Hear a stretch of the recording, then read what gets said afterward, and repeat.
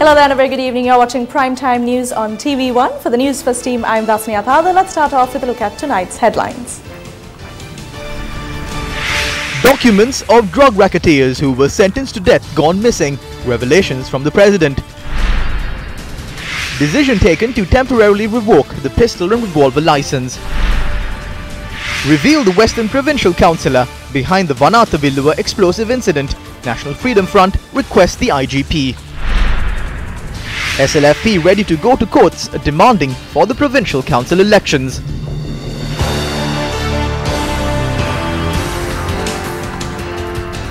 President Maithripala Sirisena introduced a new hotline to lodge complaints relating to drugs, narcotics and organised crime. The President made this announcement at the ceremony to mark the commemoration of the National Drug Prevention Week this morning. The Drug Prevention Week will be in effect from the 21st to the 28th of this month, while the Drug Prevention Week for all schools will be in effect till the 25th of this month. The School Enrollment Week ceremony was carried out at the Mulathivu Vidyanandan College with the participation of 150,000 students making a pledge at the morning assembly.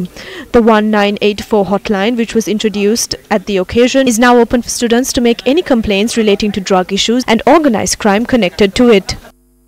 මං ගිය සතියේ පිලිපීනයට ගිය වෙලාවේ මත්ද්‍රව්‍ය මර්ධනය පිළිබඳ හුඟක් අලුත් දේවල් ඉගෙන ගත්තා. පිලිපීනයේ ජනාධිපතිතුමා කරපු දේවල් නම් මම කරන්නේ නැහැ. ඒවට විරුද්ධ වෙන මේ රටේ ඉන්න NGO කාර්යීන්ගේ බලය වැඩි නිසා මානව හිමිකම්. When I visited Philippines last week, I learnt a lot about the eradication of drugs. I of course will not do all that he did because the NGOs here who are opposed to these things are more powerful. NGOs that speak of human rights take the side and speak on behalf of these drug dealers. None of these people have any programs against the drug menace. Even the drug dealers hide themselves behind human rights. So I will not let go this battle against the inhumane drug menace. In the coming days, a team of expert drug investigators will arrive in the island from the Philippines. So from next week, the fight against drugs that we have carried out for so long will take a new angle. I stated in the past that I will order a hanging against those who have been jailed and been caught continuing drug-related crimes. None of these documents relating to the approvers were put before me. They have disappeared. The only document we have is the one that says one has been incarcerated on a death sentence. None of the other documents are anywhere to be found. They are not in the subject ministry. They have been made to disappear by these drug dealers. Only one person in Sri Lankan prisons has all the documents and he is a Pakistani. I have no desire to hang a Pakistani national. I will somehow carry out this program to incarcerate these people who behave in possession of drugs. It is not something that I will give up.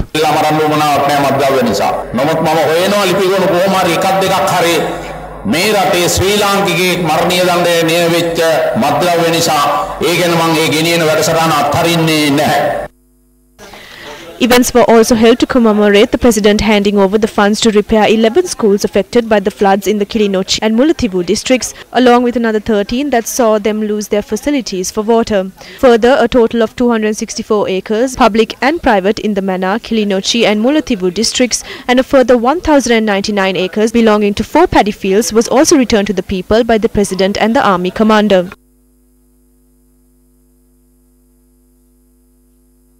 The Ministry of Defence has taken a decision to temporarily revoke the firearm licence issued for pistols and revolvers. According to Defence Secretary Hemasiri Fernando, all the firearms should be presented to the Defence Ministry in order to regain the licence.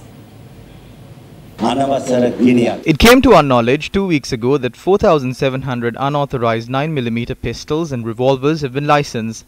That is baseless. There are no records of those licensed firearms. There are no files. This is an immensely dangerous situation. Some individuals possess 14 to 15 pistols to their names. All these permits will be temporarily suspended and all these weapons will be brought to the ministry. Everyone will then have to show their permits and obtain these weapons. But the intelligence units will collect information about those who possess these weapons. According to our statistics, out of the close to 4,700 permits we have issued, only about 1,000 are carrying these weapons. The others only have the permit in hand. The intelligence information also revealed that some of these weapons are circulating in the hands of underworld individuals who pay the permit holders up to 50,000 rupees per day to use them. This is an extremely dangerous situation. Defence Secretary Hemasiri Fernando, who is a past pupil of Nalanda College, Colombo, expressed these views addressing an event held to felicitate him. I am not a war hero. There were only 39,000 men of uniform in this country and 34,000 of them belonging to the army. There are 4,400 in the Navy and 868 in the Air Force. If you are to be a man of uniform, a medal in their name needs to have been gazetted. Before 3 months, the youth who joined the army get down from the bus saying that he is a man of uniform. That is not going to work. When a soldier goes to the battleground and then comes and kills someone else, he cannot be called a soldier. He is a murderer. He should be brought before the court and punished according to the law of this country. Especially in the future, we file cases against 11 military men who were involved with the most horrendous barbaric murder in Sri Lanka. Then we will challenge the diaspora to give us all the murder cases which can be proven with all the facts. We will punish them too. The President sent me 10 young MPs from the South, Ampara and Munaragala. According to them, in every single one of their villages, 20 to 50 youth are addicted to drugs. I was shocked to hear that. We should take steps to prevent this. There are equipment needed for that. The President said he would provide all that from the Presidential Fund. The first set costs 1 billion rupees. Actions are underway to bring the set of equipment from Israel.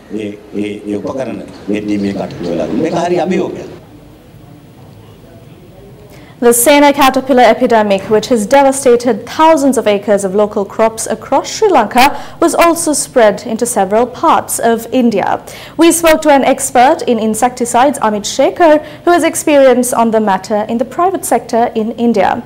Mr. Shekhar, we know that before we spray any chemicals into these crops, we have to identify these caterpillars so that we would be aware as to what chemicals should be used in what quantity. For example, isn't this like how an antibiotic is provided to a person who is unwell?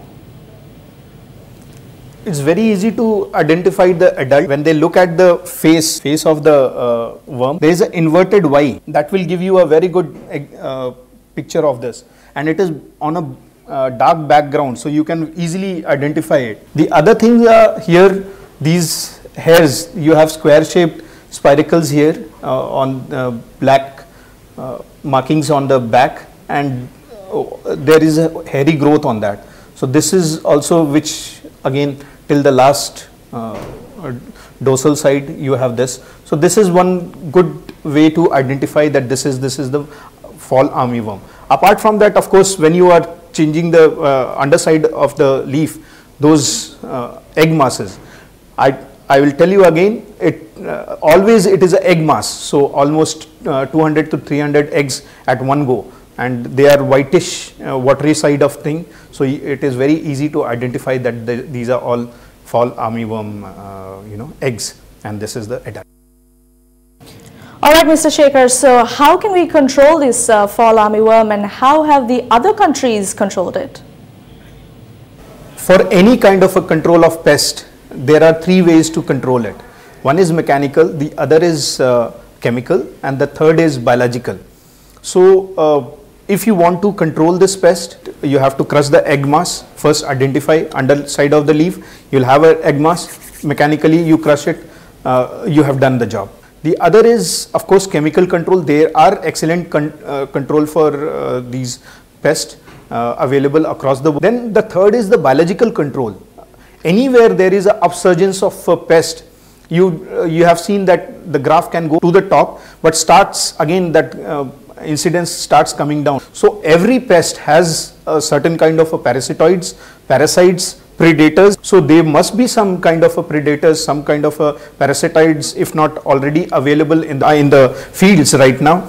In India, they have come across a fungus which is rolling these pests in there. So government to government, those strains can be imported in Sri Lanka and introduced. So these are the ways it has to be controlled. A community approach is very much required, because all the farmers have to come together, be aware of what they are up against, and then take these kind of measures. It cannot be eradicated, definitely not. Any pest cannot be eradicated, but it can be controlled to economical viable levels. If you are not aware of this, this problem is not to go away with its own self, So it has to be integrated approach to control this pest. Thank you, Mr. Shekhar, for your information.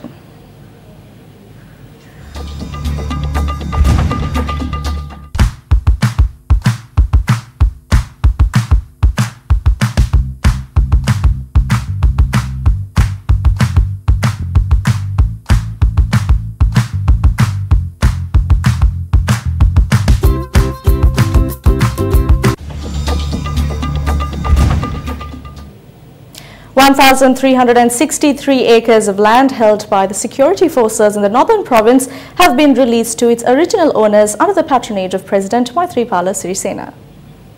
The President released more than 1,200 acres of land in the northern province. We should appreciate this. Every single time Sambandhan and Sumandiran voted for the budgets to safeguard the UP government. The TNA even supported when the vote on no confidence was taken up. They called this the safeguarding of democracy. They even went to courts to support him to get appointed as the Prime Minister again. They didn't have the same close relationship they have with the UNP with the President. If they did, they'd have done things better. If Sambandhan and Sumandiran had a much better relationship with the President, we'd have done better things. 3 people, including an army officer, was killed in an accident that took place in the Podakali area around the Puliyankulam Oddusan Road in Mullathil this evening.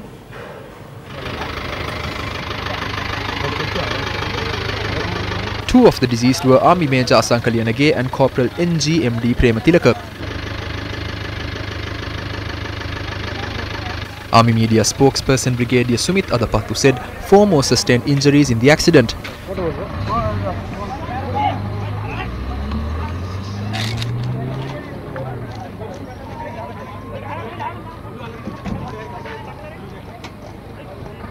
This accident had taken place when a military vehicle veered off the road and knocked onto a tree. The injured have been admitted to the Vaunia Hospital for treatment.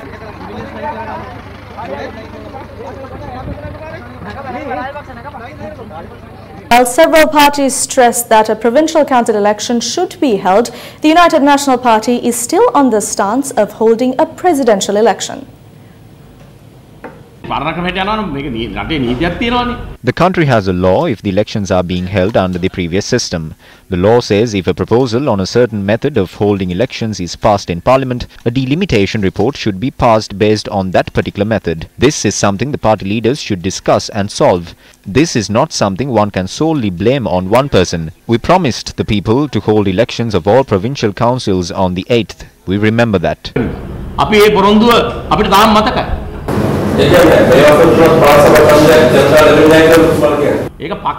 Parties should come together and discuss it, because no one in the parliament solely has the 2/3 majority. The election that can be held legally is the presidential election. So that's why we say that the election that could be held legally should be held now. We are ready. 2 former ministers of the North Central Province, SM Ranjit and Mahipala Herath of the Sabaragamuwa Province, will submit a human rights petition at the Supreme Court. The chairman of the Elections Commission wants someone else to do this. If he wants someone from the Commission to do it, we are ready to do that as well. The government says that elections of all 9 provinces and the presidential election to be held on the same day. That is a trick. They are attempting to delay the provincial council elections even further.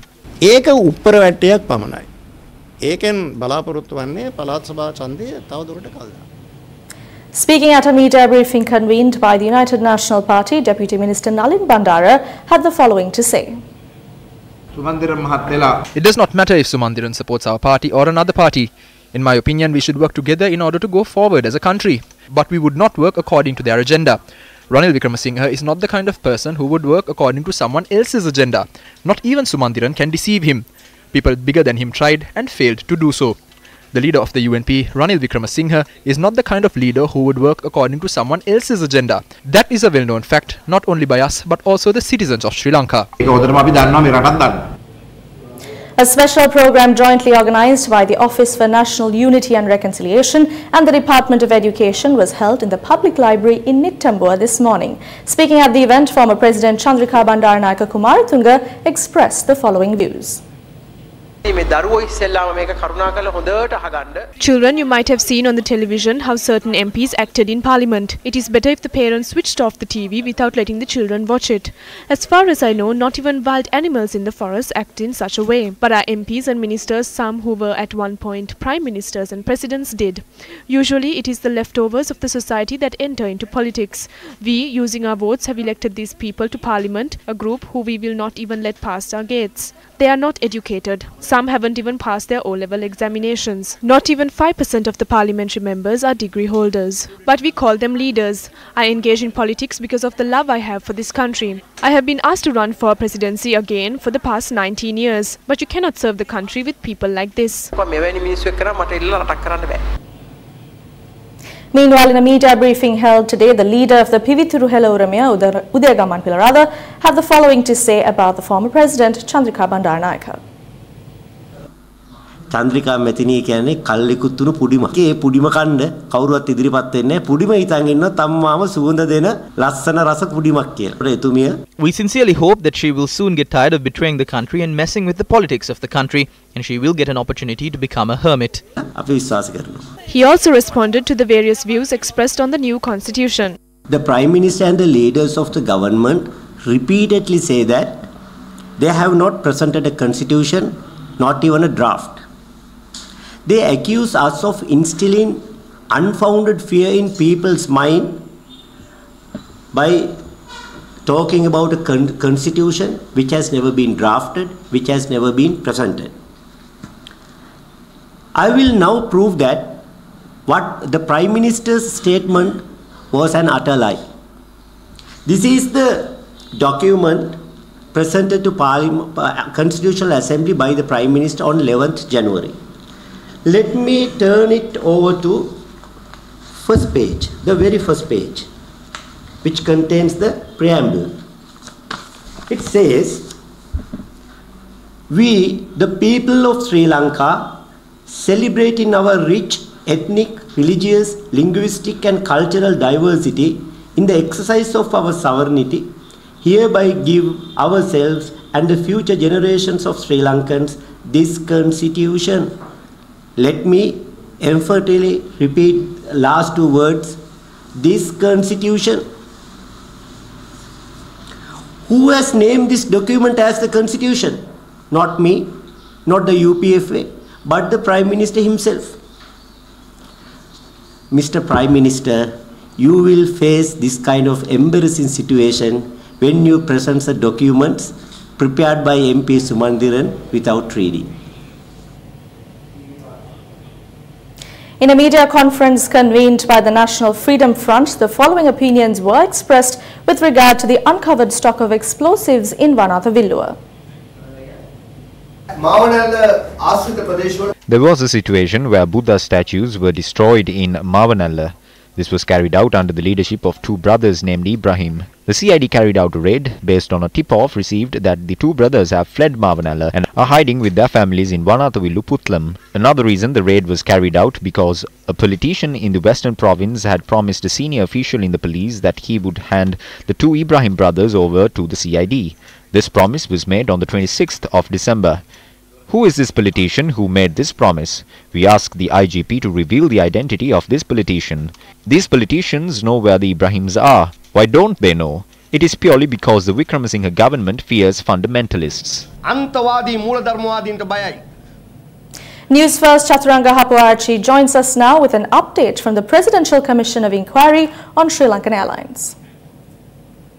Interesting facts were revealed at the Presidential Commission of Inquiry to look into irregularities at Sri Lankan Airlines, Mihin Lanka and Sri Lankan Catering today. It was revealed that the Presidential Secretariat and the Ministry of Foreign Affairs owes Sri Lankan Airlines between the time period of 2009 to 2015 a sum that was close to 122.3 million rupees. Now all this was owed to Sri Lankan Airlines because of certain foreign tours that were undertaken by the then state leader between these time frames, Mahinda Rajapaksa. It was revealed that Sri Lankan flights were booked 65 times for the president and his entourage to travel to locations, in some locations that Sri Lankan did not fly to at that time. The number was 65 times and the value owed is 122.3 million rupees during the time frame from 2009 to 2014. Now, I should also bring to your attention that, as I mentioned, several flights that were not the usual flight routes of Sri Lanka were also undertaken by the president. He had travelled to Johannesburg, Tel Aviv, Rome, Bolivia, to places like this. And in one occasion, when the president flew to Johannesburg in December of 2013, he carried only 23 passengers in a flight that can accommodate 243 people. The Presidential Secretariat paid the airline 36 million rupees for this flight. The aircraft, which was an A340, had 38 business class seats and almost 205 economic class seats, whereas only 26 passengers were on board this flight. And thereafter, it was also revealed that in January 2014, a flight went to Tel Aviv in Israel. The Presidential Secretariat had paid the airline 46.3 million rupees. 48 passengers had been on board this time. The flight could carry 312 people. There were 48 people. But the plane had first landed in Amman, in the capital city of Jordan. And there, in this city of Amman, 42 people out of the 48 people had got off from this flight, and only 6 people had gone to Tel Aviv. A situation where the Presidential Secretariat paid 46.3 million rupees. Now, according to the UL manager who testified before the commission, the network planning, another chartered flight booked by the Presidential Secretariat took 39 passengers to Bolivia in June 2014, costing the state about 57 million rupees. These were the interesting revelations that came about at the Presidential Commission of Inquiry today. 2 new Udagamana villages were declared open under the auspices of Minister of Housing, Construction and Cultural Affairs and the Deputy Leader of the United National Party, Sajith Premadasa. The 156th and the 157th Udagamana villages were declared open in Rambava, Anuradhapura. The new villages have been named as Srimad Dudley Senanayaka Gama and Vihara Mahadevi Gama. The villages, which consist of 60 houses, have access to clean drinking water, electricity, entry and exit routes. A house was also provided to veteran actor Jayasekara Ponsu.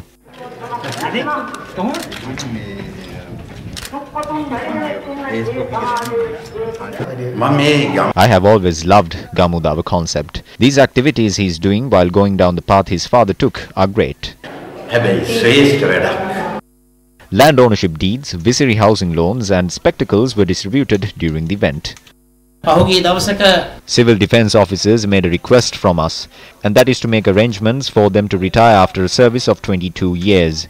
We have the cabinet meeting tomorrow. I will make this proposal before the cabinet on behalf of 40,000 officers. I request the President to look into the matter of 40,000 officers. I'm sure the President, who made your employment permanent, will also look into this matter. Newsfirst Zeenath Musafir joins us now with an update on the latest economic developments. Good evening, Zeenath. Good evening, Dasani. In its latest counter report, the intelligence unit says that Sri Lanka's unstable political environment will result in negative investor sentiments towards Sri Lanka in 2019. It said that subdued investment along with a continued decline in government consumption will preclude a strong economic recovery from devastating floods in 2017. The EIU also forecasts Sri Lanka's real GDP to grow by 4.1% in 2019 compared with an estimated 3.8% in 2018, and it also forecasts that real GDP growth will average 4.7% per year between 2019 and 2013.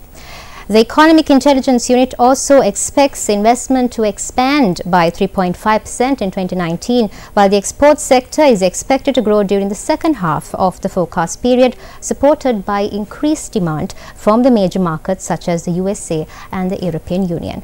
The forecast for service export is a growth of around 5.7% in 2019, compared with estimated growth of 9.2% in 2018. The EIU also predicts that in 2020, an economic slowdown in the US will adversely affect Sri Lanka's economic growth. And now we cross over to Shalom Benedict. Good evening to all our viewers out there, and welcome to this special report from the Newsfirst News Centre here in Colombo. The Suraksha Health Insurance Scheme. This has been marred by many irregularities, but today's revelation is about an irregularity that could cost the government of Sri Lanka billions and billions of taxpayer rupees. Let's first get the facts straight. Suraksha health insurance scheme was initiated on the 1st of October 2017. It was on Children's Day. They held a big ceremony and they initiated this program. But the first phase of the program ended on the 30th of September 2018. Now, the Suraksha health insurance schemes deals with 2.7 billion rupees being the children of this country, 4.5 million students between the age of 5 to 19 being insured for 2.7 billion rupees. Now, out of this 2.7 billion rupees, it must be noted that 2.3 billion rupees were paid to an Indian company for reinsurance. But those facts aside, so for the second phase of the Suraksha health insurance scheme, tenders were called in July 2018. Now, these were competitive tenders, and of course, as you know, the procurement procedure, the contract is being awarded to the company that bids the lowest. Sri Lanka Insurance Corporation were the company that held the first term contract for the Suraksha health insurance scheme. When tenders were called in, when competitive tenders were called in for the second phase of this program, international organizations also bid with the local, the public institution, which is Sri Lanka Insurance Corporation. Sri Lanka Insurance Corporation bid 1.85 billion rupees, while Alliance Insurance bid 1.63 billion rupees. So, of course, Alliance Insurance has bid less than Sri Lanka Insurance Corporation. However, contradictory to the usual procurement scheme, the Ministry of Education decided to award the contract to Sri Lanka Insurance Corporation. However, in the face of these issues, Alliance Finance appealed to the Procurement Appeal Board. It's a 3-member committee set up at the Presidential Secretariat. It's being set up by the Cabinet of Ministers. Now, the committee considered this appeal that was forwarded by Alliance Insurance, and they decided that Alliance Insurance should be awarded this contract and that Sri Lanka Insurance Corporation should be disqualified from the tender process. So on the 4th of January, the Cabinet did decide to go with the decision of the Procurement Appeal Board and award the tender to award the contract to Alliance Insurance. And on the 11th of January, the Education Ministry too decided and notified Alliance Insurance that they will be awarding the contract for the second term of the Suraksha insurance program to Alliance Insurance. Now, the problem lies here. Tomorrow, the Secretary of the Ministry of Education, the Secretary of the Finance and Media Ministry, and the Chairman of the Sri Lanka Insurance Corporation have been summoned to meet the President.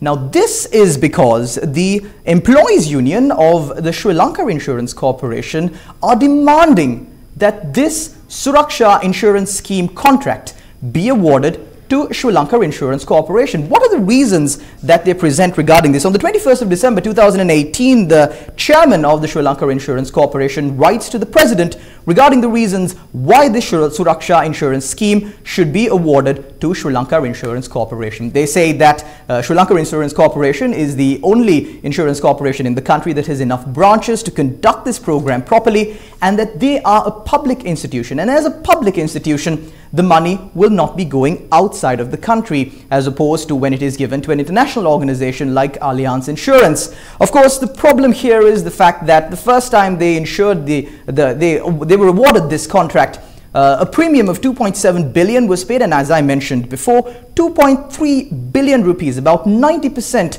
of this premium, was paid off as reinsurance to a foreign company. So there is a bit of a contention with the facts that were present here in this letter that was sent to the president. And also this year, when the competitive bids were called, when the tenders were called, of course, we called competitive tenders, or the ministry called competitive tenders, to accrue the benefit of competitive tenders, and they did so. The prices reduced from 2.7 billion to 1.6 billion according to Alliance Finance. Now, the problem here is the fact that if following the meeting tomorrow, the agreement with Alliance Finance and the Education Ministry is just due to be signed on Friday, the 25th of January. Now, if by chance this contract is being decided to be awarded to Sri Lanka Insurance Corporation, contradictory to the assurance given by the Education Ministry to Alliance Insurance, Sri Lanka will be in a situation where they might be liable to an arbitration case filed by Alliance Insurance, which is a German company.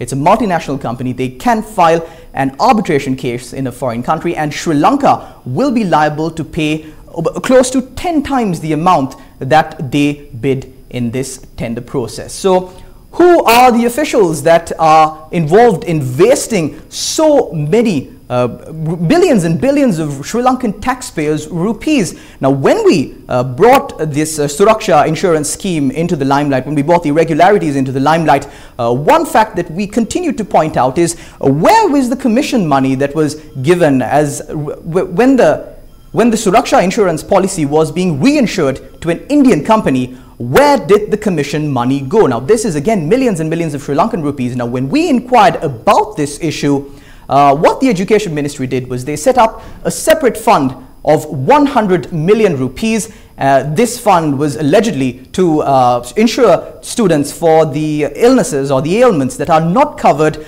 under the Suraksha insurance scheme. But it was revealed that this fund did not exist in reality. The ministry held an event and launched this fund, but it did not exist in reality. So many irregularities can continue to surround the Suraksha health insurance scheme, and we here at News First will continue to report on these irregularities and the massive wastage of public funds that is occurring here, right here in Sri Lanka.